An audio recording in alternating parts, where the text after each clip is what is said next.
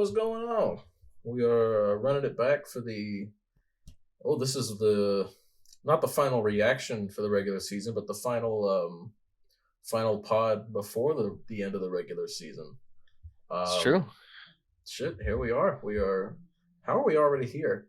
It's crazy. College football playoffs started last night. The national championships already set. The And NFL um, season's damn near over, and both the number one conferences seeds both have been conferences set. have the number one seed set, but in the AFC is Buffalo could be the 2 seed or they could be I eliminated saw depending that. on Yeah, like that's wild. what what a crazy year it's. I mean, we knew the AFC would be a gauntlet, right? But to see it actually play out, um, I'm still disappointed by the AFC. yeah, like Cincinnati's It's just already fine. eliminated. Tennessee way underperformed, at least my expectations.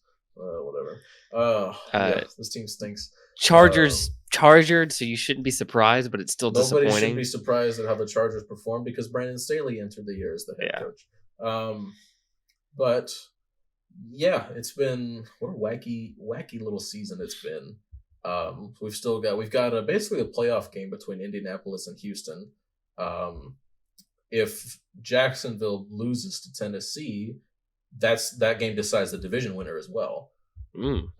So that game gets played Saturday night, and then Tennessee versus Jacksonville is Sunday at 1 o'clock. So we'll know right away who the division winner is, like the next game after Indianapolis and Houston play. So that game for sure decides a playoff spot. It could decide the division depending on how the next day's events unfold. But I'm getting a little ahead of myself here. How are you today, Brayden?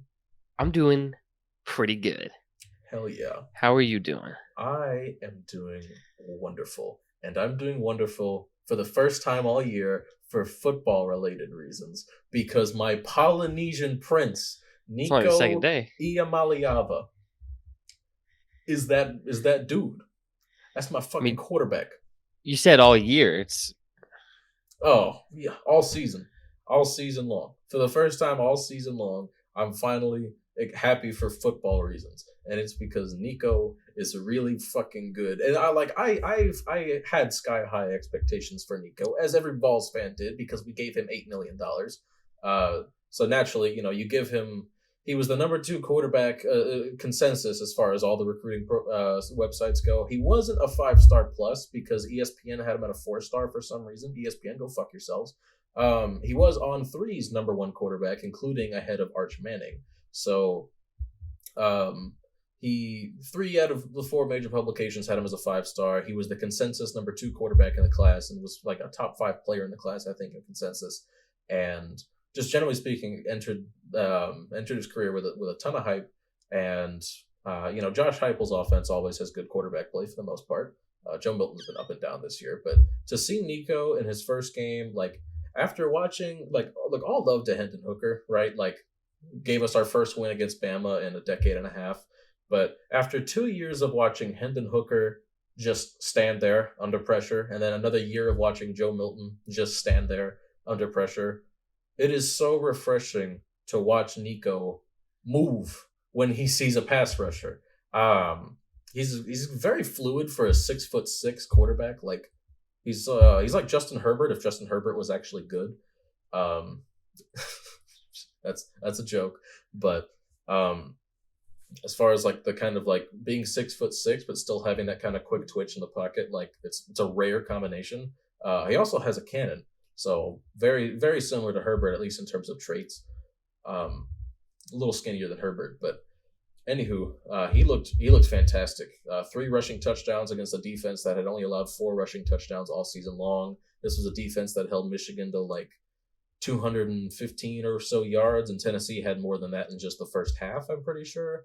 And in general, Tennessee ran for well over 100 yards. Nico had a passing touchdown as well, so 4 total touchdowns for the true freshman, 19-year-old quarterback making his first ever start. It did not look like his first ever start. He had complete command over the offense. The offense had 2 penalties on the first drive, 0 penalties for the rest of the game, and penalties have plagued this team really since Josh Heupel took the job. So this is one of the most penalty-free games offensively I've seen from the Vols in a while. And like everything about him, just command over the huddle, poised, accurate, good under pressure. The only mistake he really made, he made it consistently throughout the game, was Like every time there was a guy in his face, which was a lot because either there were free rushers unblocked or the defensive line would just win quickly on a 4-man rush. Nico would think every time, "Oh, I can make a play," and he took some unnecessary sacks as a result. But you don't always have an opportunity to throw the ball away. Sometimes you just get hit. But either way, I'm super excited for next year how he's going to look with Chris Brazzell transferring in. Brew McCoy probably coming back. I've heard. I think he's eligible for a medical red shirt because of when he hurt his ankle. He had like a Dak Prescott kind of ankle injury earlier in the year. Squirrel White is of course coming back. And then maybe Evan Stewart, maybe, probably not. But there's a chance, and who wouldn't want to play with Nico after this performance? So we'll see. But yes, so I know that's not really a personal thing. It's more of I'm talking about football, but I'm just really I'm happy to be happy to talk about a Tennessee football team for once. So yeah, Nico's awesome. I can't wait. I mean, a lot of college football talk, but not the important games. All right, whatever. So, anyways, Michigan which is interesting beat Bama, because I famously don't really care for college football. Mm-hmm. You do, but I'm 2-0 in my picks.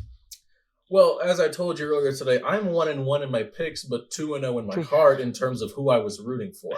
I have been on the Washington wagon since mid-season last year, and I entered the year saying they were going to make the college football play. I think I even said that way early on in the podcast. I said Washington's going to make it. I had some bad predictions too. I think I had Penn State making it. They were the third best team in the Big Ten, whatever, and they got shit on by Ole Miss in the bowl game. Penn State was not as good as I thought they would. Drew Aller was not as good as I thought he would be. As the season went on, he really disappointed me a little bit. Just lacked the consistency. But okay, the games that matter. So I did stay up until the games were over last night. I suffered for it. I damn near fell asleep at work today, but that's okay. So right after Tennessee floundered Iowa, absolutely dick pounded them, 35-0. Alabama and Michigan played. And that game went to overtime, which was pretty cool.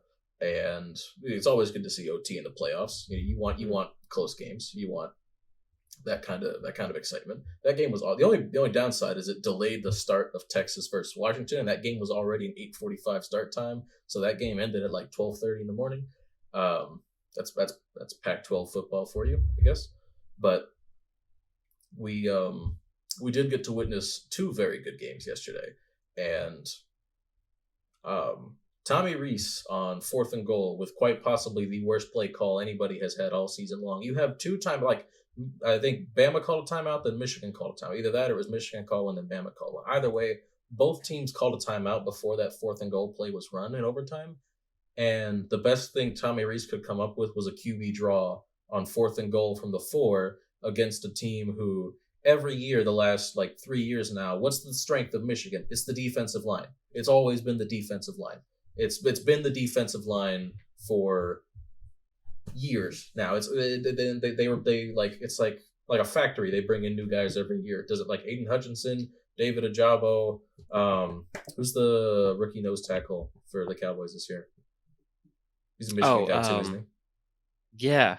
Oh my God, he hasn't played much, so I'm no, he hasn't, name. Which is why. But he's been Mozzie Smith. Mozzie Smith, who he's shown flashes when he does actually get to play, but your D line is just so deep that he just doesn't need to very often, unless it's super heavy run set.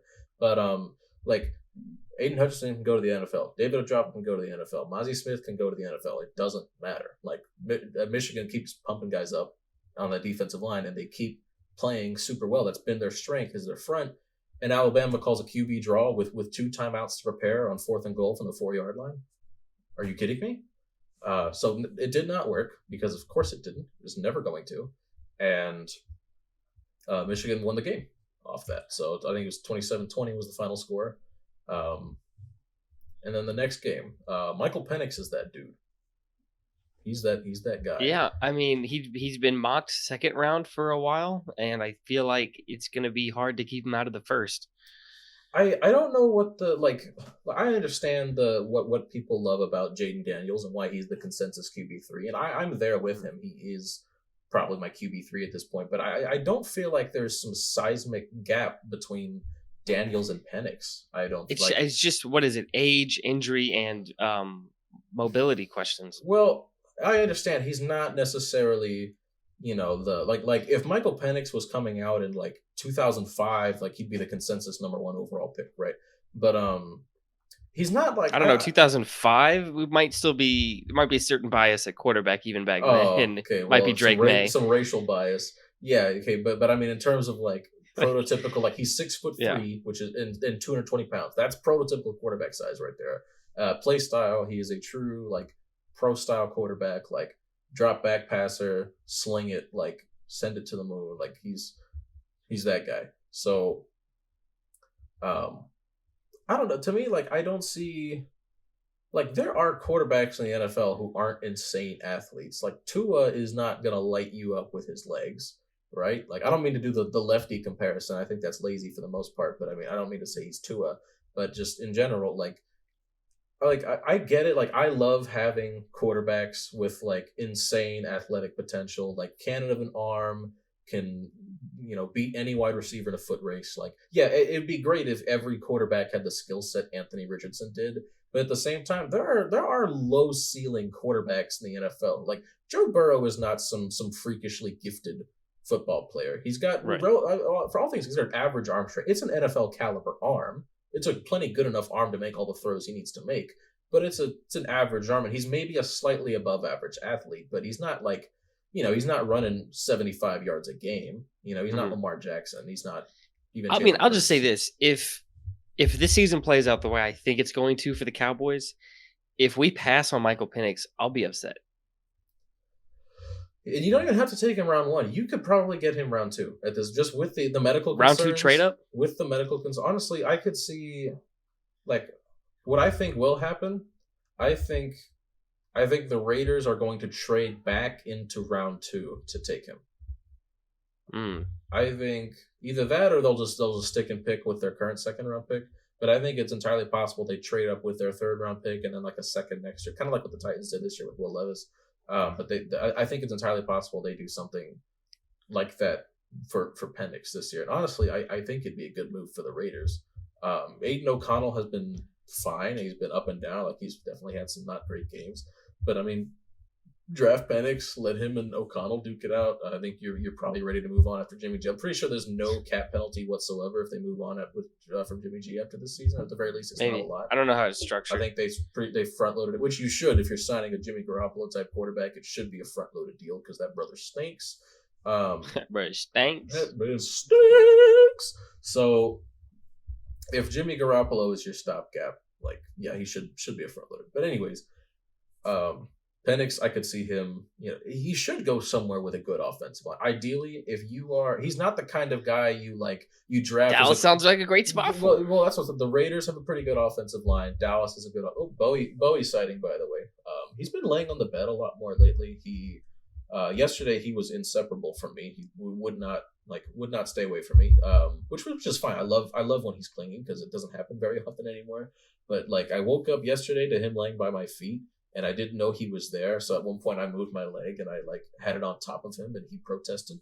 And then he woke me up again later because he wanted me to open up the blinds so that he could sit on the windowsill. So I did. I went back to sleep. I woke up again. He was by my feet again. So laid with me quite a bit yesterday. And then throughout the day yesterday, just like I spent pretty much the whole day watching college football. He just sat on the bed behind me the entire day. So thank you, Bowie. He's a real sweetheart. But yeah, I like Penix is not the kind of guy, like you can take Drake May or Caleb Williams with the top, and even Jaden Daniels, like very high in the draft, and know, okay, even without an elite offensive line, like they can, they can make it work. Penix is going to need like the Washington offensive line won. I forget what the award is, but they won the award for best offensive line unit, and he has, I think, objectively the best receiver, even compared to Ohio State, like. They might have the best receiving core in the country in Washington, with how good those guys are. Rome Odunze, pretty clearly like top 3 wide receiver in the draft for me. Probably a little bit like a tinge below Malik Neighbors for me, but it is more of a 2A 2B sort of thing. But I think gun to my head, I would probably put Neighbors above him, but um, like obviously Marvin Harrison Jr. being number one, Yeah. but Odunze and Neighbors, phenomenal. I think they should both be top 10 picks. Um, you know what's crazy is I feel like Brock Bowers is probably a better overall tight end prospect than Kyle Pitts was, and he's going to get drafted like considerably later than Kyle Pitts did. Like Brock Bowers is not getting taken in the top 4, and he might not even go top 10, which would be a travesty because he's easily a top 2 player in this class. Him and Marvin Harrison Jr. I would say Marvin number 1. Brock Bowers probably the second best player in the class overall, but he might not even go top 10 because of the way tight end is valued, and it's a travesty because he is going to be day plus, one, a top 5 tight end in the league. There's also a plus because there's really good quarterbacks and offensive line. There's just a lot more blue chip guys, I feel, in this draft class than we've had in a while. Like last year, we really didn't have many. Like we had Bijan Robinson, of course. Like everybody knew Bijan was going to be a stud. That was never in question. Except for Arthur Smith, apparently. But like with the quarterbacks, like there was no clear cut number 1. Some people really like C.J. Stroud. Some people really like Bryce Young. Some people really wanted like I was higher on Anthony Richardson the most. He wasn't quite my number 1, but some people did have him as number 1 because they really fell in love with the traits, and they said, well, he's not necessarily raw as much as he is inexperienced, which that I did agree with, and I still feel that way. And it sucks that he didn't get to play his whole rookie year because now the concerns going into year 2 are the same concerns going into year 1. He just hasn't had the reps, and it sucks. I think we could even see somewhat of a curve next year for like nobody's going to want to play the Colts in the second half of the 2024 season. Nobody even wants to play them right now, but they're definitely not going to want to play them when Steichen and Richardson get time to really gel together. But I don't even know how we got here, but I'm enjoying myself. Yeah, just free balling. But yeah, Michigan versus Washington in the college football playoff. I think either way, I would enjoy it. On the one hand, it's probably Jim Harbaugh's swan song. I think that man is a Los Angeles Charger after this year. And if he doesn't win it, then we get to see a Pac-12 national championship in their final season of existence. Oh, that'd be nice, and that would go hard. That would be like the biggest like FU to the NCAA if the Pac-12 just the idea of conference realignment in general. I'm not one of those guys who's like super against it because I know college football tradition is very important. So naturally, a lot of people are against NIL. A lot of people are against the transfer portal being what it is now. Personally, I am mostly in favor of NIL in the portal. I will agree that a lot of times bowl games take a hit because the way the portal window opens, and it's so weird how National Signing Day is right in the middle of bowl season. Like it's already passed. National Signing Day was like late in December, which makes no sense. It's right around the holidays. These kids should be like, they are kids. They are 17-year-olds, should be worried about hanging out with their family, not worried about, like you shouldn't have to put pen to paper like around Christmas time. That's something you should be able to handle late January, early February. When the national championship is over, all the bowl games have been played. Then players should be worrying about signing, should be worried about transferring.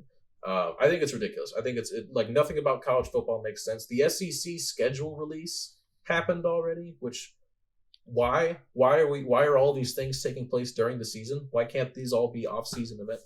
I don't get it. College football makes no sense with the way some of these things work. But the transfer portal window opening before bowl season is over is a little weird to me. But the biggest one is National Signing Day being during the holidays and during bowl season. Because if you like, I would hate to be a coach on a college football coaching staff because you have all of the same responsibilities as an NFL coach in terms of the game planning.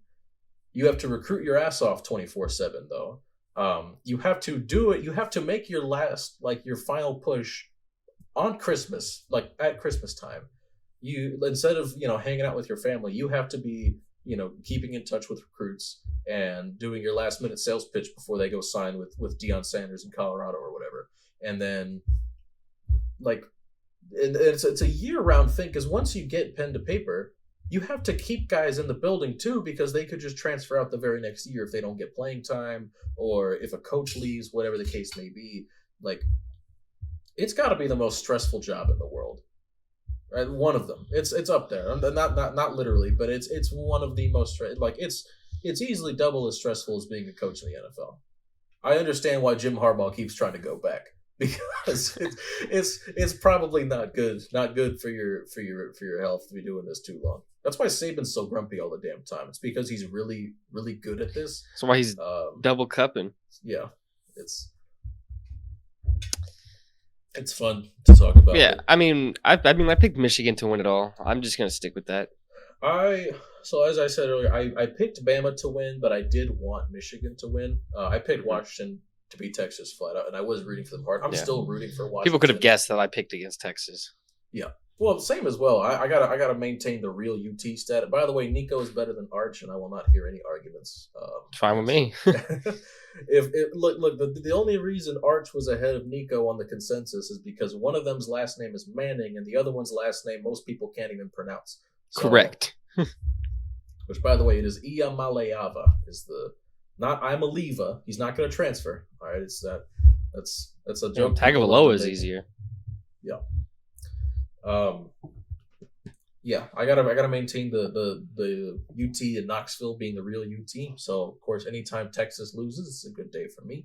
So and especially like I said, I've been on that Washington agenda since midseason last year. So it's really cool to see that come to fruition. I had them making the playoffs in the preseason this year, so really happy they ran the table in the Pac-12, which is really hard to do. They had to beat Oregon twice. They were an underdog the next time they played Oregon. They were an underdog against Texas. In fact, I don't think Kalen DeBoer, since taking the Washington job, has lost a game as an underdog. I think they're undefeated when they're underdogs. And they're going to be an underdog in the national championship game. They are. They are going to be, for sure. And also what I didn't know, so I wasn't really into college football a few years ago. What I did not know is that Kalen DeBoer was Michael Penix's offensive coordinator in Indiana in 2020. Before or it was 2019, before he took the Fresno State job. And then I think it was Fresno State. And then after 2 years at Fresno State, he took the Washington job. And there was actual noise about people thought he might take the Texas A&M job as if he wasn't in national title contention at Washington. That's the other thing that makes it the timing of everything really weird in college football is the coaching hires as well. Yeah, coaches leave before bowl season, and it's what? Hey, we need you. We're not done. We're not done yet. One more game, dude. Well, come on, man. That needs to be pushed back as well. Well, the problem is, if they push back the legal tampering period to after bowl season, do you think that's going to stop anybody? No. They're all making the phone calls, regardless, to the players, to prospective coaches, whoever. They're getting a head start on that, and that's the problem. There's no I know I was just complaining about it, but there is no perfect fix because you're always going to have people because just like people were paying players before NIL, people make phone calls to what do you call it when Malik Murphy, the Texas quarterback who just transferred to Duke, when he showed out in the spring game, all of a sudden there was this supposed market for him. He never entered his name into the transfer portal. So how could there have been a market for him? You know what I mean? Like he never said he was available. So he shouldn't have been getting those phone calls. And at no point in time should there have been any interest in him because he never made himself available. But there was interest in him. There was a lot of interest in him. And honestly, you'll never again hear me say a nice thing about Steve Sarkisian because in my mind he's still Atlanta Falcons offensive coordinator Steve Sarkisian who couldn't coach his way out of a paper bag.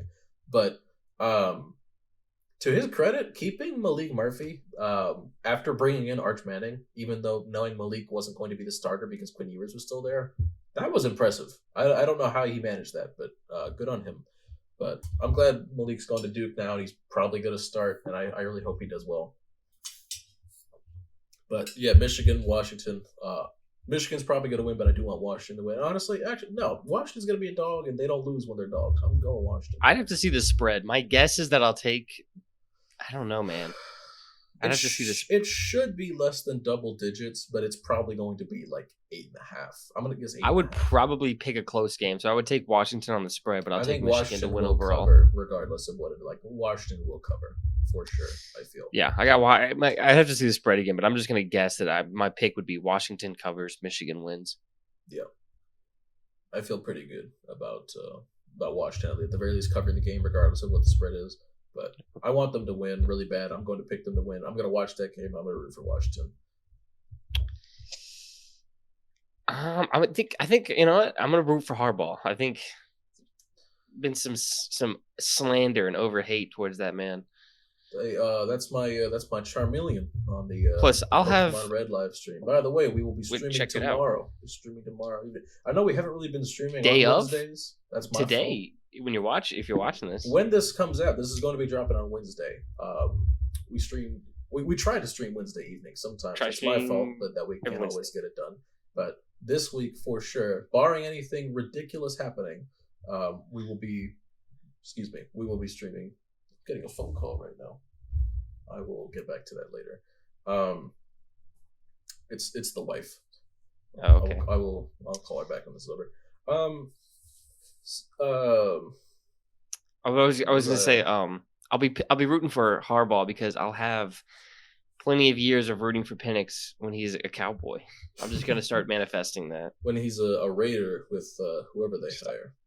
Stop. Well, they should probably just keep.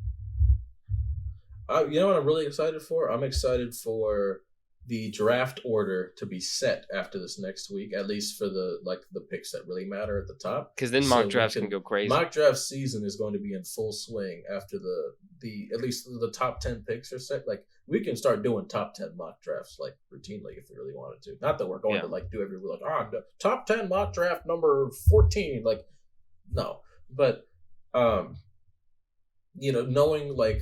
knowing where all those teams are going to line up, it matters because I need to know if I'm getting a left tackle or if I'm getting, Keon Coleman or whatever. You know what I mean? So if Kool-Aid. Now, that's how I was talking about yesterday. I'm like, or not yesterday. I think the day before. But I was thinking about how, what do you call it? Tennessee this year so far is 0-5 against the AFC South. If we lose to Jacksonville, complete sweep by the division for the first time since the 1982 Oilers. Complete sweep. For the first time since 82. The Titans have never had this happen to them. Since moving to Tennessee, this has never happened to the Titans. I just know somewhere deep in my heart, deep in my soul, that we are going to fuck up the tank, not get Olu Fashanu, not get Joe Alt. Alt's a little higher on that for me than Fashanu is, but I would happily take either of them with my feet kicking behind me. We're going to fuck up the tank because Mike Vrabel is too gosh darn prideful to go 0-6 in the division this year. Well, especially if he might not be back next year. That's what I'm saying. At this point, if you go 0-6 against the division, that's cause to get fired. Because those are the teams you have to beat. Those are the ones you play at. You see them every year. You see them twice a year. If you can't beat any of them once, it doesn't matter what your talent efficiency is. Like, you have to win one of those games. You have to go at least 1-5. Like, who... You know what I mean? Like, if you go 5-12 with 0 wins in your division, I mean, I understand, like, he just won the power struggle last year, but, like, that's disastrous. I would consider that a disaster, quite frankly. We'll see. We'll see how that goes. At the end of the day, like, am I going to shoot myself if Mike Vrabel is the head coach of this football team next year? No. However, other coaching changes will need to be, like, he needs to clean house. If he's going to be back, he needs to acknowledge that despite the state of the roster, the guys that he has are not capable of getting it done. Especially the defensive roster this year, I feel like has been good enough to where the defense should be a little better than it is. And the only reason the defense isn't a dumpster fire is because the red zone defense has been the best in the league in the NFL. We're number one, I think, still in like touchdown conversion percentage. So that's the only reason this defense hasn't been a disaster. Because they bend but they don't break. But they sure do bend. They love bending. They bend all the damn time. They don't really force turnovers.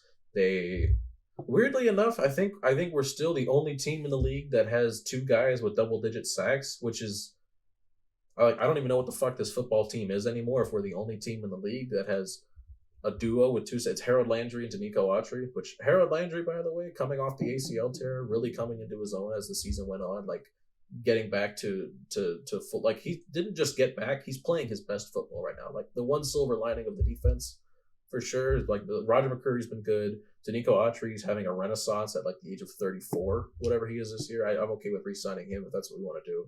And then Harold Landry is not only back, but he's playing his best football. So, good on him. But 5-12, if we go like he almost has to win this game. But if he does, goodbye left tackle, right? Like we're gonna take J.C. Latham because he's a really good run blocker or whatever, and then we're still gonna have a gaping hole at left tackle. I read this stat today. The Titans, just the left tackle position alone, so any combination of Andre Dillard, Jalen Duncan, Dylan Radins, whoever, just at left tackle have allowed 25 sacks this season. The Buffalo Bills have only allowed 21 sacks this season as a whole, all 5. Josh Allen has been sacked 21 times. Will Levis and Ryan Tannehill have been sacked 25 times from one position on the offensive line. That is insane. That's insane. That can't happen again. Like you have to be able to get Joe Alderweireld for Fashanu. You can't win this game, and we're going to. It's because we can't win this game that we're going to. When we do our picks today, I'm telling you right now, I am picking Tennessee because I know I'm not allowed to have nice things. I know I'm not allowed to have Joe Alt. I'm gonna get J.C. Latham, and I'm gonna have to be happy about it. And I don't hate J.C. Latham, but I'm gonna be really sad. I'm gonna be really sad. So it is what it is. But yeah, 25 sacks from the left tackle position. That is like I almost threw up. I guess we can maybe bring up the Cowboys-Lions game then for a little bit then. Sure. I guess I'll start this off. From what it seems like, Detroit got hoed. Mm-hmm. But I'm going to say this. I don't feel bad that they lost. Reason being, obviously my team won, so it helps a little bit.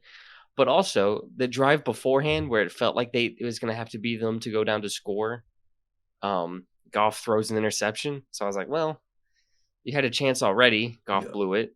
And then after the call, they still go for 2, even more backed up. After showing 7? Just kick the PAT. After showing their best play. And they were playing better than the Cowboys. They should have kicked the PAT and gone into overtime if they would have gone into overtime. And not to mention, yes, Taylor Decker reported to the ref. However, Taylor Decker did not line up as the 6th offensive lineman. He lined up at left tackle. You cannot line up as one of the 5 guys after reporting. It doesn't matter. If you line up as one of the 5, you're not eligible because you're lined up on the line, not as the extra guy. Because he lined up at left tackle, and then the other guy was next to him. There was a player to his left. That's the one the ref said was eligible, before the ball was snapped. But even then, if Dan Campbell hears the ref go, oh, it's number 70 that reported, not number 6. I think Decker wears number 68, right? And the other guy was 70. If Dan Campbell hears that, he should tell the ref, well, hang on now. No, that's not who's eligible. It's the other. Like that's something he should have gotten cleared up before the ball was snapped. And again, even if you report like the center can't report as eligible, snap the ball, and just start running a route upfield. Like the shit doesn't work that way. You have to actually line up as the 6th offensive lineman. And Decker was lined up 2 players away from the center. He was not lined up as the 6th man. He was still lined up as the left tackle. So, does not matter. Does not matter that he reported. You have to line up properly or it's not going to work. Yeah, but this does, that game, it felt like a loss for the Cowboys. And it fills you with no confidence going into the playoffs because we're going to play the Commanders. We're probably still going to beat them, win the division, be the 2 seed. But it's just like, for what? Well, hang on now. Do you win that game and hand the Commanders Drake May or Caleb Williams, depending on who's available? Do you? I mean, if there was a franchise that could ruin one of those prospects, Commanders are that level of franchise. But it's just a matter of like, is it worth giving them a top 2 pick potentially? Just to say you got the 2 seed and then you get your shit clapped by San Francisco. in the NFC Yeah, Championship I game. guess long term it would be beneficial for us to lose. Yeah. So But granted, I guess you're right. like you said, if anybody's going to ruin an elite quarterback prospect, it's Washington. So Yeah, Washington's one of them franchises one of them right franchises right now. Well, they've So. been one of them franchises for a long time. Yeah, So. I mean we'll see if they they'll probably make a coaching change, so we'll see. But again, I feel like they're likely to whiff on a head coaching hire. So I mean, you'd almost have to fire Ron Rivera after. now, Riverboat granted, Ron is gone. Does Matt the Bears have been winning? The Bears actually have an outside chance at the playoffs here. Does Matt Eberflus get fired? Because if he doesn't, where does Ben Johnson go? I'll tell you after playoffs if he goes to Dallas. I'll see what happens. He could be a Raider. He could be a Titan. It's not going to happen. But I mean, I saw something that say that Eberflus is gonna come back next year, but I don't believe in those. That he might not get fired.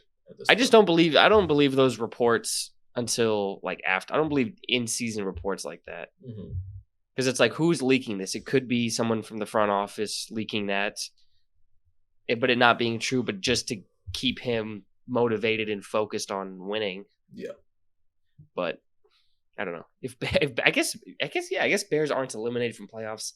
If they did manage to sneak in, I wouldn't feel bad about him coming back. Mm-hmm. Well, also, they have the number 1 pick locked up, because the Panthers are that bad.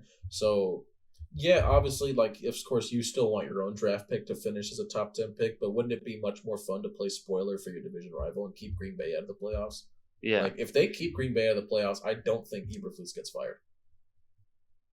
I don't know. If they win this game and keep a division rival out of the playoffs, because that's what he's going to sell to the owner. Well, that's the guy we're supposed to beat, right? I just beat him. Jordan Love this year is having a better year than any Bears quarterback ever, and people were still shitting on Jordan Love for the first half of the season. They were like, "Oh, he's not." Well, the guy. it was he's really good, and then he dipped, and then now he was back. Up and down, but now he's up again, and that's my guy. I never lost hope. I'm up. I was never I don't know. I didn't go too. I don't think I really went too extreme on either side of it because I was just he's young. This is his first year starting. Let's just see. Yeah, give him some time. But if he makes playoffs, it's okay. And not only could he make the playoffs, he could make the playoffs in spite of Joe Barry. Yeah. But what I also was gonna say for the Bears was for a while I was you just have to trade Justin Fields and take whoever at number 1. I'm definitely more open to them keeping Fields and just taking Marvin Harrison Jr. I'm open to the idea of keeping Fields. The only concern is he's still he's gotten better, but it's not in the sense of he looks long term he's going to be able to read defenses at a high level and really do all the regular quarterback. And honestly, he has other strengths to him, of course, besides just the typical stuff. But Lamar Jackson can do the typical stuff at this point in his career. You know what I mean? And Lamar showed steady growth throughout his first few years in that department. Justin Fields has gotten better at some things, but as far as just reading the field, it's not his strength still at this point. And he's developing too slow in a lot of important areas for me to be comfortable sticking with him. And especially if you pass on Caleb or May, and one of them ends up being a superstar. Fields could he's played up to getting you a decent pick as well. This next week is going to determine the next 20 years of the Bears franchise. Not to mention, Justin Fields is already in year 3. The whole point of having that young quarterback is so that you can have a Super Bowl window with him on a rookie deal because he's way cheaper than he's going to be when he's actually good. Or when he's established himself and he's up for a new contract. That's when your big window. Of course, you can still win with a quarterback on a contract, but it's much easier to win when your quarterback, hasn't been paid yet. It's much easier to win when he's young. He's on a rookie contract. You can afford to give him help everywhere. Once he gets paid, you have to start pinching your pennies a little bit at the very least. And it's not impossible to win a Super Bowl. The Rams did it in cap hell every offseason, but they figured it out. and they won a Super Bowl. And honestly, they could have another window here in the next couple of years. I feel as long as Matthew Stafford's play doesn't dip, but he's having one of the best years of his career. So, oh yeah, for sure. It's I don't see any reason why Stafford's gonna just fall off a cliff next season or the one after. And it's where was it? The Bears. Yeah, the thing with Fields is if you stick with Fields, you're gonna have to pay him probably if not next offseason, the one after. And if you do, if you like him enough to pay him, you're gonna have to pay him decent money. Daniel Jones just got $40 million. If Daniel Jones is worth $40 million, Justin Fields is worth $45 million, right? So annually, of course. So would you rather pay Justin Fields $45 million a year, or pay Caleb Williams / Drake May $20 million a year for the next 5 years and build around one of them? I would personally still, at this point, take a flyer on one of those guys. And I think my preferred thing that they do, maybe even regardless of what happens this next week, is fire Eberflus, go after the top guy in their own opinion, maybe Ben Johnson, take the quarterback, trade Fields for, what do you think he gets? The second?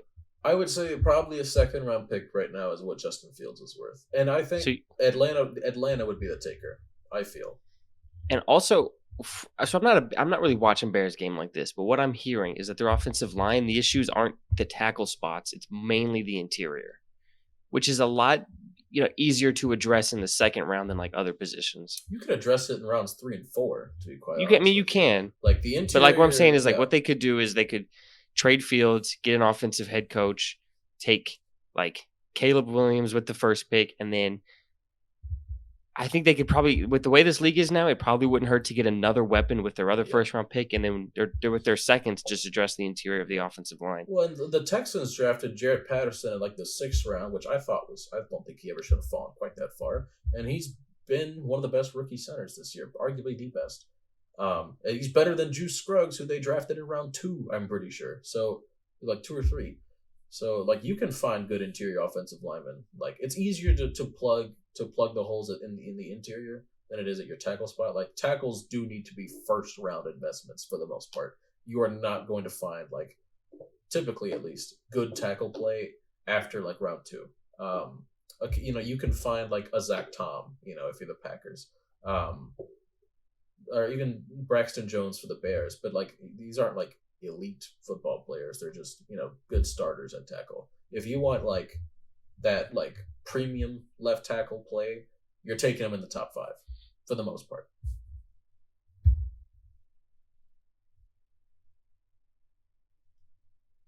For sure. So anyways, who's not getting a premium left tackle? Will Levis, because we're beating the Jaguars this weekend, because that's how we operate. Do you want to just run into picks? Let's do it. Let me go get my telephone. Okay. But he's going to flash his ass. No, he didn't. All right. Telephone acquired. So you're up by 3 picks. I'm up by 3 picks. We've got 1 week left. Can you catch me? I got to go brazy. I was going to say, you have to pick differently this week. You have to pick at least 4 differently than me. Yeah.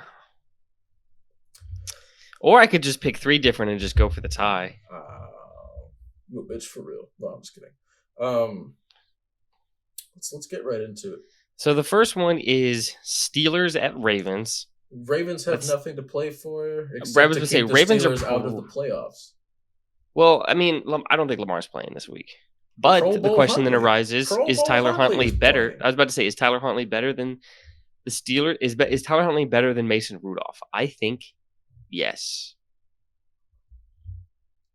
Yeah, obviously Pittsburgh's already won 9 games. Mike Tomlin keeps his dumb .500 record alive. The Steelers really have nothing to play for besides a playoff spot that they're not going to do anything with. I mean, but they're going to play hard for them. The team is motivated. I'm just saying, like, I don't think Tomlin is going to be coaching his ass off like he would be. He might. I still feel like I think there's still some pressure on him. Maybe I'm a conspiracy theorist. I feel like Tomlin cares more about his .500 record than he does about getting this last playoff spot. But that's just me. I think Ravens are a better coach team. They're not like some guys are red. Like I'm sure Odell Beckham's going to get some rest this week. Here's what I'm going to do. I'm going to make all my picks just how I feel, and then we'll count up the differences at the end, and then I might go back and change. Because this is one where we might pick the same, but if I got to flip one, this might be the one. Because I think I'm going to go Ravens, which it sounds like you are too. Yeah. But I might flip it. This one we might differ on. Texans versus Colts, both 9-7. This is winning, we're in. I mean, I'm just going to take Stroud. Just going to take the better quarterback. As simple as that. See, I was leaning that as well, but now that you've picked Stroud, I feel like for the sake of having different picks, because you made yours first, it's only fair that I think I'm going to pick Indy here. Pick Indy? Okay. I'll pick the home team.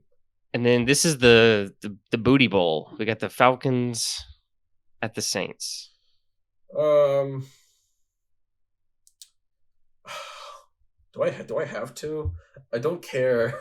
I don't like. I haven't watched any NFC South football unless I've had to this year. You know what I mean? Yeah. Like this division stinks. I don't care. Like I would go. Fuck it, Atlanta on the road, whatever. Let's get a road win just for fun to end the season. Atlanta gets to ruin their tank too. I don't even remember the Saints' last game. What did it look like? They lost to Tampa last. Oh no, they beat Tampa last week. Excuse me. Oh, okay. I'll ride the Saints in the dome then. All right, we got different picks here too. This is good. Joe Flacco versus Jake Browning. See, are the Browns resting starters too? Because the Bengals are at -5 odds to win this game. It might be, but also, like, what are the Bengals playing for? They're eliminated. Yeah. Well, just to beat Cleveland, I guess, to have a winning season as well. They're 8-8. You want to, if you're Zach Taylor, you want this to be a winning season. You're going to coach your ass off in this game. I'm going to go Cincinnati. You can go Cleveland if you want to. This is a weird one. Like I feel like I just don't know. I guess I'll go Cleveland. Let's just have different picks. All right, I'm picking Tennessee already for this next game. Like I said, I'm picking Jags. Yeah. Detroit versus Minnesota. I'm taking Detroit. For sure, I'm with you on that one. New England versus the Jets. I don't care, but I feel like New England continues to ruin their tank. Belichick gets one more win. Belichick coaches his ass off because maybe he's leaving. I don't know. Maybe he's auditioning for his next job, or he's petitioning last second to keep this one. If they even are getting rid of him, I don't really know. Tampa's playing for the division still, right? So the winning, they're in. If they win, they lock up the division. If New Orleans wins and Tampa loses, New Orleans wins the division. So Tampa has to win this game to know for sure they're winning it. Tampa. Yeah, Tampa does need to beat Carolina in order to secure that division title, and it's Carolina. If you can't beat Carolina with the season on the line, you don't deserve to make the playoffs. So that should be an easy one. And then Bears at Packers. But even though the spread is only 3, I could see Chicago covering because they really want to play spoiler. Yeah, I mean, I think they'll play their asses off, but I'll take the Packers. All right, Cowboys versus Commanders. I think the Cowboys are going to fight and clamor for this 2 seed. I think they and it's on the road. We've been bad, so there's going to be an extra focus of like, hey, even though this team sucks, we suck on the road. We got to focus. The spread is still 13. I'm hammering Washington to cover if I wasn't broke. I wouldn't.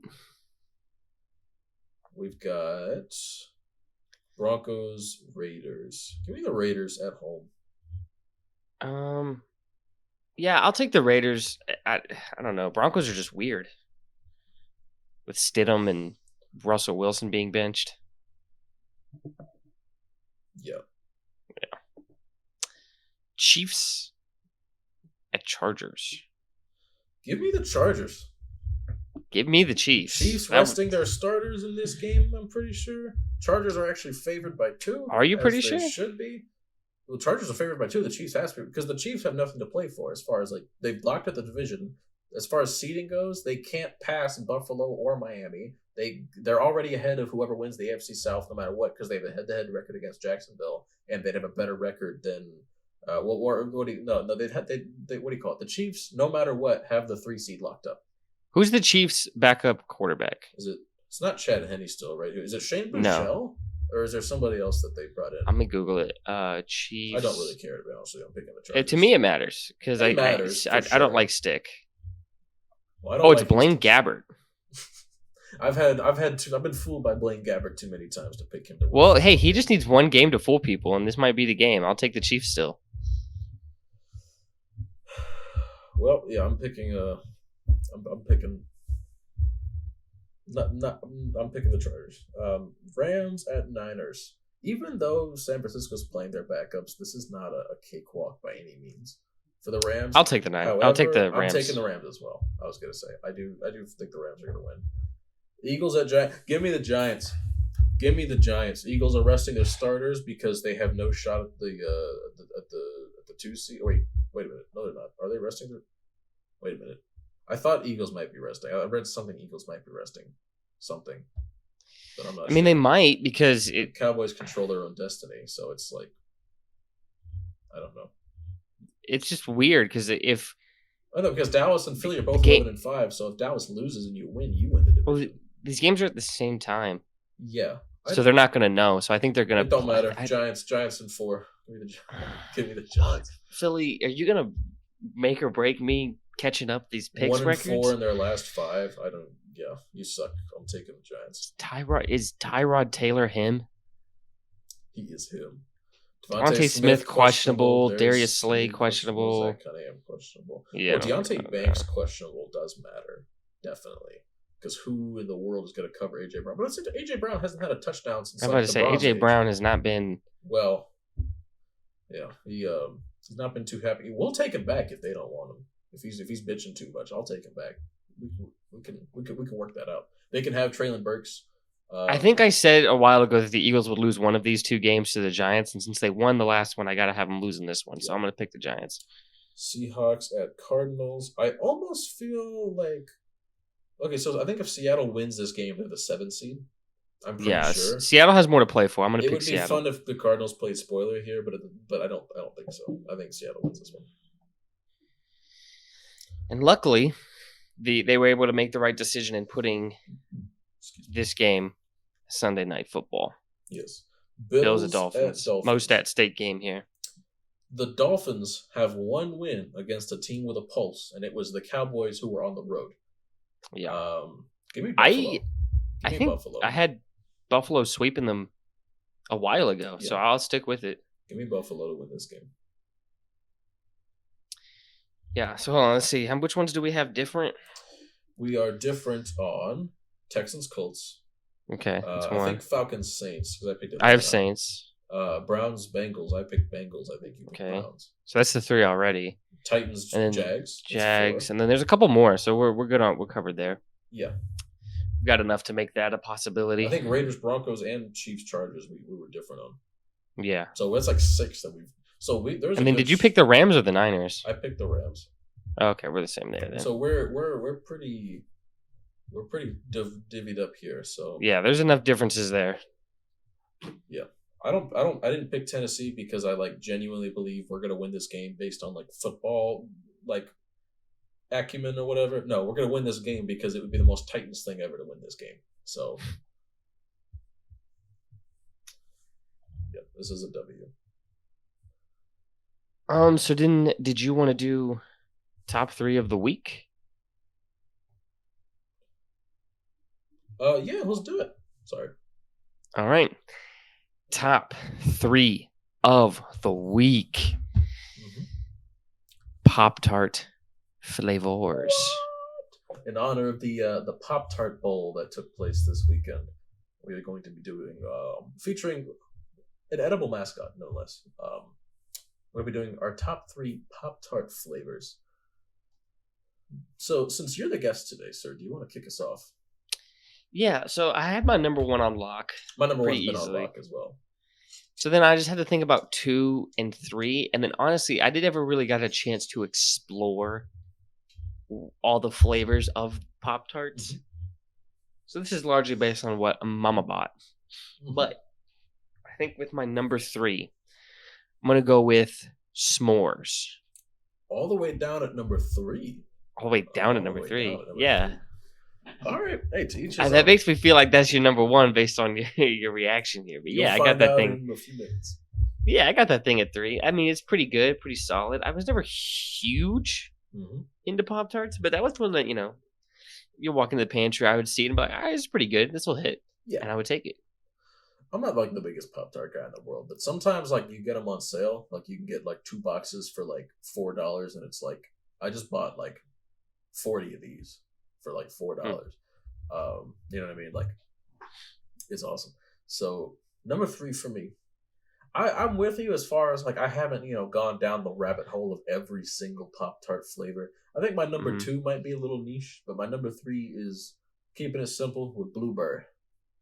Okay, I never really cared much for the fruity ones. Yeah, I mean, I'm put that on a shirt. Put that on a shirt. I never really cared much. Quote me on that one. Never really cared much for the fruity ones.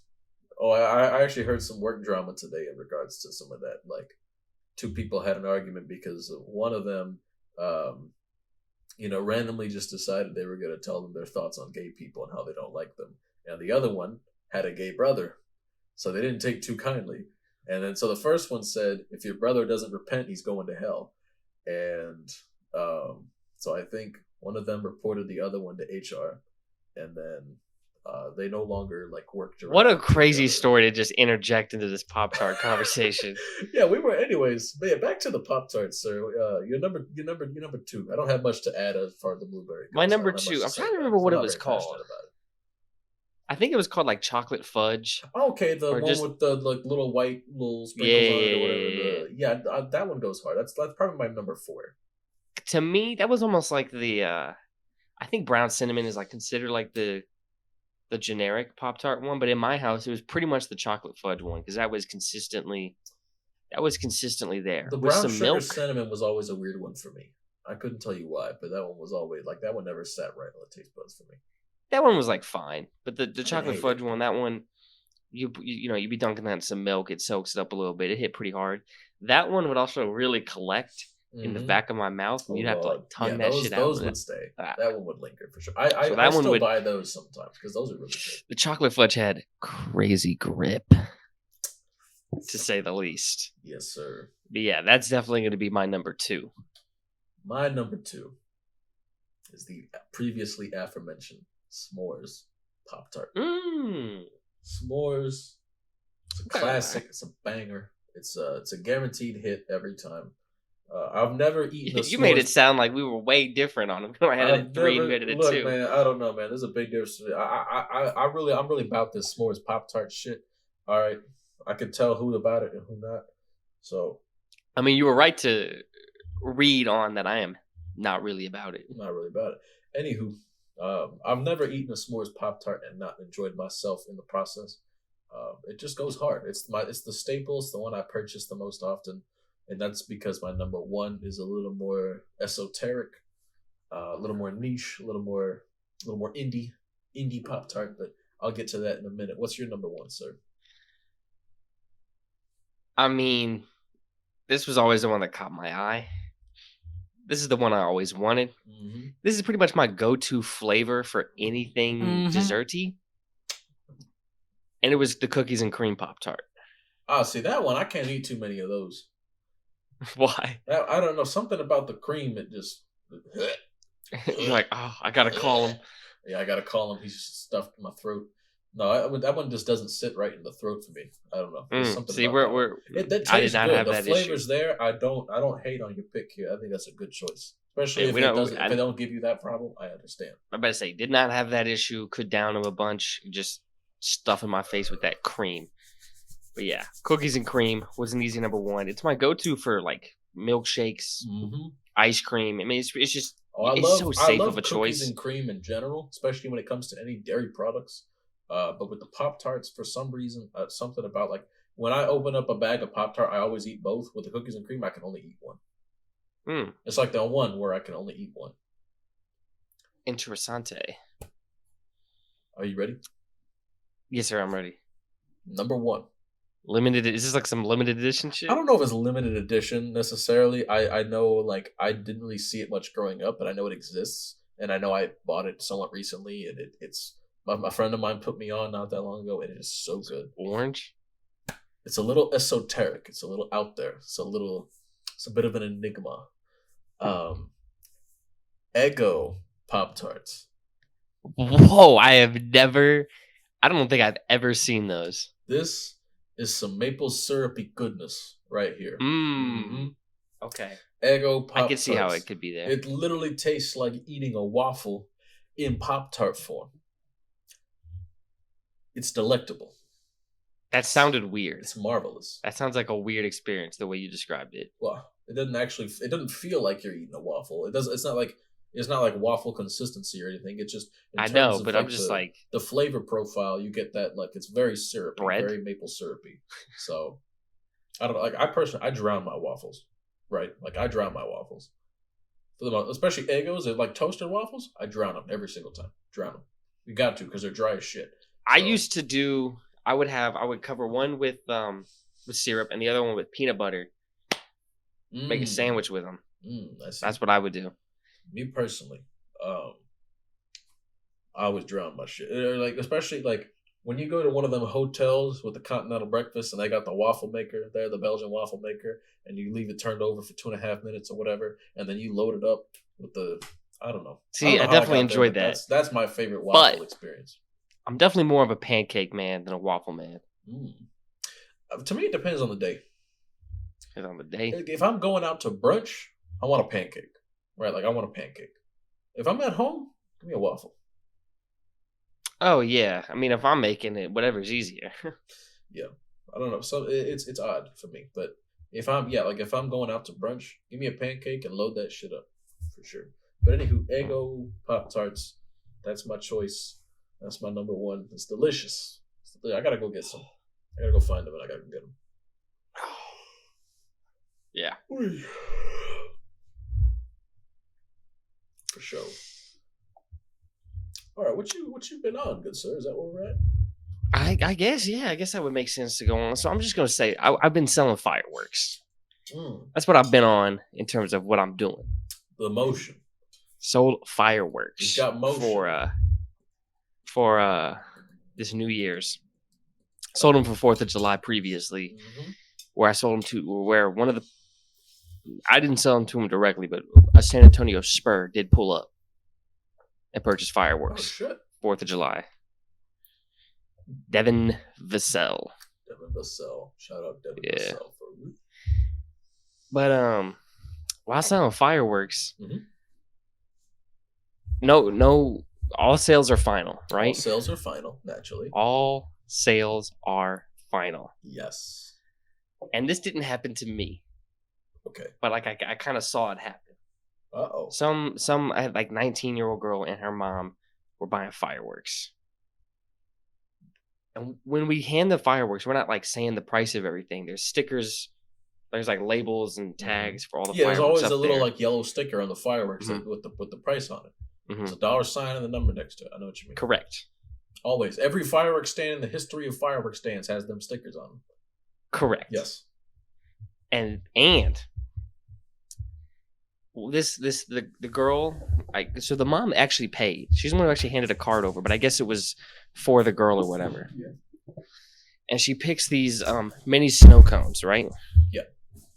But for some reason, she thought the mini snow cones tag was the kick-ass tag. Oh. I don't know why she thought these mini snow cones were called kick-ass. Okay. When that word is not labeled anywhere on the packaging. But the snow cones were about twice the price of the one that the price she thought it was. Yeah. What we do is we say the price first and then we get the card and then we run it. Yeah. So we say the price. The mom goes, okay, hands the card over. Boom. Inserts it in. Sale is complete.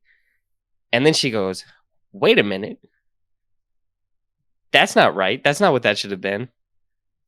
Because they had the tags like I don't know how they thought the tags were for the different things because they were pretty close to each other, but they had them mixed up. And after the sale is final, she's like, "Wait a minute, this is wrong. That's not what I should be paying." And we're like, "We can't return this. We can't refund this. We don't have that capability within the system." I don't know why they waited to say anything until after we had run it, but now they're upset and they want their money back. Ain't how it works, Show. Ain't how it works. First of all, you should be able to read. That's number one. And like you waited because we say the total number first. We said the total number. There was no issue. You handed the card, run it. As soon as it's done, boom, issue. Probably should have thought a little quicker. Mm-hmm. So they leave. Comes back. The daughter's back, but the mom isn't back. The father is now back. Oh, brother. He's on that bullshit as soon as the car kind of whips in real quick. I whip this home. Burst out of the car. Comes running up. I want to talk to the motherfucker who's in charge. And pretty much, he's just kind of yelling at people. And then the guy who's running the stand comes over because like he's pretty much yelling at that guy's wife and kid. Because it was the owners of the stand's daughter who's like about our age-ish. Okay. Sold it, and then the mom tried to handle everything, but I don't know. Dad comes in. The dad for the upset party comes in, starts yelling, cursing. There's other people there. You ripping off 19-year-olds? That's what you do? You're a crook. That's what he said. You're a con man. That's what he said. But the dad of like the one who's running the fireworks stand, kind of talks him off, walks him away, gets him back to his truck, and he leaves. But the guy was just like, yo, coming in, yelling, cursing. Because I'm going to be honest, his wife and daughter, the ones who came by, dumb. They're just dumb. That's my least favorite genre of man, is the ones who show up after something happened to somebody else in the family, and they're like, "Hey, you motherfucker! I tell you what, if you don't refund it right now, I'll suck your dick. You think I won't do it?" Like, just start screaming at you until they get what they want. It's male Karens, is what it is. It's the same shit. That's literally what it was. You slap a different label on it. It's the same shit. At the end of the day, one is more like, I don't know, like, I mean, both can be either thing. The presentation is different, but I mean, you can see obviously you could see one for the most part are the same at their core. It's bitch about it until you get what you want. It's just different styles of bitching. And they did not get what they wanted. No, naturally, they rarely do. Yep. But yeah, the male ones usually going to be louder. Yep. Aggressive, and then the female ones I feel like usually are more like, I don't know, like just mean. Like I don't know how to say it. Like passive aggressive, condescending. Condescending. Just like talking down. Talk down to you. Just they won't scream at you because it's unbecoming, I guess, for like social norms or whatever. But they will do everything. No. I mean, that's what I was saying. You definitely can see. Yeah, right. But they'll do everything. But you know what I mean. They'll do what they can. Well, no, what I was saying is like you can see women do the overly aggressive one. We see videos of that all the time of them yelling like that. Yeah. Like trying to stop a car physically, and like, no, you're not going anywhere. And then you can see guys being like, like the condescending talk down, but not overly aggressive. But usually, anyways, you're not that guy, pal. Trust me, you're not that guy. Yeah, but I just watched the whole thing. I was like, this is dumb. I was like, sir, actually, if you get louder, there's actually a decibel clause. If you do get loud enough, everything will magically change. Yeah, we will refund you, actually. In fact, you just keep the fireworks and we'll refund you. Yeah. You get to walk away with money and fireworks. Because I guess they spent $100 on fireworks, and he grabs the bag. He's like, this is $100? This is $100? And I was like, yes. Yes, they're the ones who handed the card in. Like that is $100. These things explode. Obviously, the size of them, they're going to be like a little small. Just because you think something that's this big shouldn't cost much, doesn't mean it won't. You're paying for the spectacle. You know what I mean? Yeah. I don't even really be fucking with fireworks like that to begin with, right? Like, one, they're expensive as all hell, but also like it's never really been my thing. Me neither. I just sell them. Yeah, no, but I got just a bag chaser. Like auditory processing issues to begin with sometimes. So like fireworks generally don't usually give me a problem. But sometimes if there's a lot going on along with the fireworks, it can give me a problem. And then, not to mention, they're also like I read the statistic a couple of years ago. The number of squirrels that die every 4th of July and January 1st, like it's tragic. Just based on like they run away from their home because they're scared and like they can't find their way back. Or sometimes like the way like hamsters die from like farting. sometimes. Like other rodents can have similar things, like with fireworks. Sometimes they just straight up die. Like it's brutal. It's brutal the damage fireworks have on the local ecosystem. So I don't even be And dude, fucking with them like that. I was walking through my street, walking my dog. Mhm. Day after, Yeah. trash. Oh, that's the one. Like people don't clean Everywhere. up after themselves as well. It's ridiculous. It's one. That's Jesus. another reason why animals die, because they start eating that shit. Yeah. Because they'll eat whatever. It's like just in the street, you'll just see, like, or you'll see all these red things everywhere from the Yeah. fireworks or the firecrackers. Just like Jesus Christ. And what do you call it? Like my girlfriend and I spent New Year's with my mom. Because my sister was with my dad, and so was my brother and his fiance. So it was my mom was going to be home alone, so we were going to spend it with her anyway. But so we spent it with my mom, and I took her home, and then I was driving home afterwards. My girlfriend's place and my place, the perfect middle between the two, is Busch Gardens. Busch Gardens was open until 1 a.m. This on January 1st. The way, like, after the fireworks had settled, there was like a thick layer of like black fog on the road because of the fireworks from Busch Gardens. I shit you not, back to back to back to back, 4 car accidents, all a couple hundred feet from each other. 4 car accidents, and probably at least one of them was drinking, but for the most part, people couldn't see. People couldn't see because of the fog. So, and then this is just another attack Yeah. on the good, hardworking American that can handle a vehicle with a little bit of alcohol. A little bit of alcohol in them, just, But I can't get the proper help because I had a couple beers and I crashed. Yeah. It wasn't my fault. There's fog. Yeah. I'm sorry I'm neurodivergent and, beer calms me down. An open bottle in my car is just what I need. But I just can't help it. So I just need that good happy goodness, that barley goodness. Yep. 4 car accidents back to back, and I saw more along the way, but those were the ones where it was like just car accident, drive 30 seconds, car accident, 20 seconds, car accident, 15 seconds, car accident. It's like, what the fuck? Like, just drive.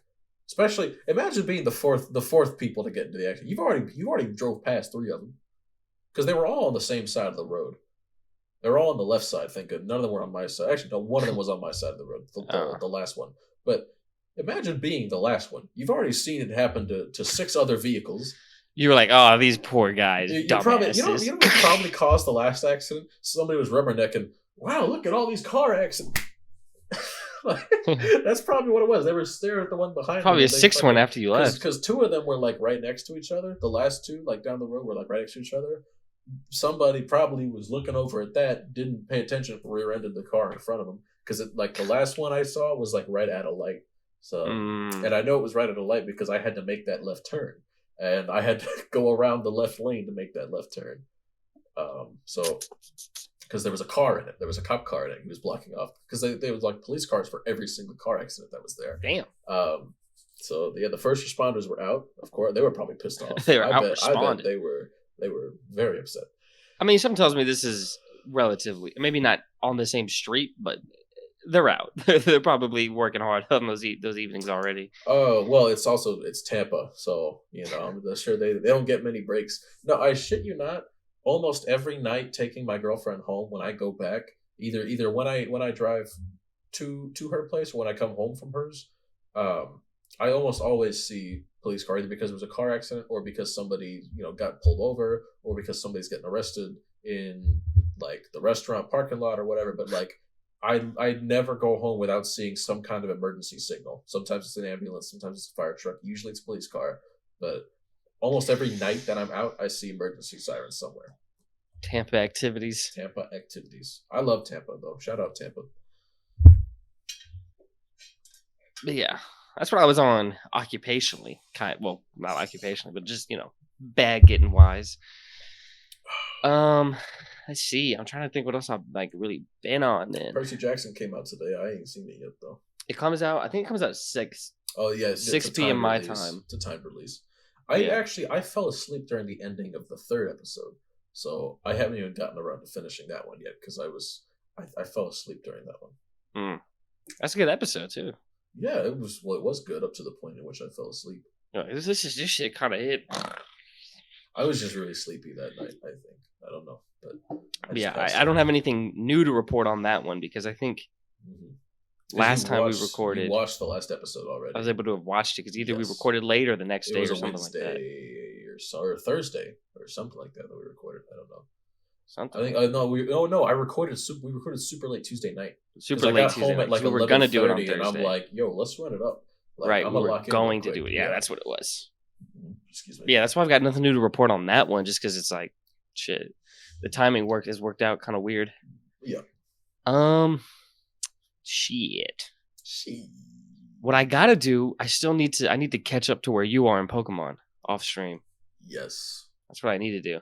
Do that this evening if you can. I will. I was already planning on doing that. When we were done with this, I was gonna do it. Yeah. When we're done with this, I'm going to do a little cleaning. I'm gonna clean my kitchen. I'm gonna put some music on as well. Like, I know I talk about music a lot, but I haven't actually like just sat down and listened to music in a while. Like, as far as like at home, like I'll put some shit on at work, but as far as like put that shit on. But as far as like being at home listening to music, it's been a minute for me. So you speaking of cleaning has kind of made me think about this because it's like in terms of like room maintenance. Well, it's not maintenance, but this isn't maintenance. But what it's going to be is I'm going to be getting a curtain to put here because sometimes when I'm recording stuff, this window be fucking up the lighting. Sometimes. Curtain would go on. Because sometimes there's just a huge glowing rectangle behind me when I'm recording. If I'm recording at this angle, I need a nightlight. Up here. Yeah, I know. That's the other thing. I'm gonna get this curtain here, and then I'm gonna buy a new light. Need a nightlight for sure. Because I don't want to like have my like big light on the entire time we're recording or whatever. You know what I mean? Like, I don't know. At some point, I feel like I should get a nightlight. Just for the setup, it'd be fun. Yeah, like setup. Because whenever we start these, it's always like I've got decent lighting, but as we go on, it gets worse and worse and worse. If I just had a little night light, you just flip the switch, and then we're golden. We're up. We're so back. We're so back. See, this Saturday, the video for this Saturday is going to be a fantasy football recap. Hell yeah. Next week's it's probably going to be Marvel Ultimate Alliance 2 Wevault. I don't know if you've ever peeped that game. It's pretty hard. I don't know. I know I heard about it. I never bought the game though. Went pretty hard. But I'll spoil the fantasy football one. Your boy's a champion. Your boy's a champion. The banner is getting. Tank Dell made the banner. A banner will be raised. Tank Dell's name will be on that bitch. Yep. Because Kyron Williams went off for 3 touchdowns. I think he was the MVP of that game. Probably. Let's pull up the fucking championship squad. It's gonna be funny because I'm gonna have 2 defenses on the banner. Because what happened was I sat Seattle's defense because I was like I only needed to score a couple points, but somebody on the other guy's team must have had like a garbage time touchdown or something because it went up. But Seattle and Steelers already started, so I had to swap defenses. Which ended up being good because Seattle only scored 2 points for fantasy by their defense, and my replacement was the Packers defense, who had 16 points. Hell yeah. Fantasy. So I was like, well, that ended up working out. How many points did you win the chip by? I had 180.2. He had 158. Oh, you would have won. You would have won with Seattle's defense in anyway. I would have. Or if you had forgotten to play one at all. But either way, still good decision by you. My big scores: Dak chipped in with 31. Kyron Williams 3 touchdown game gave me 30 points. What Puka had 20 this year. Shout out Kyron Williams. Oh yeah, Puka gave me 20.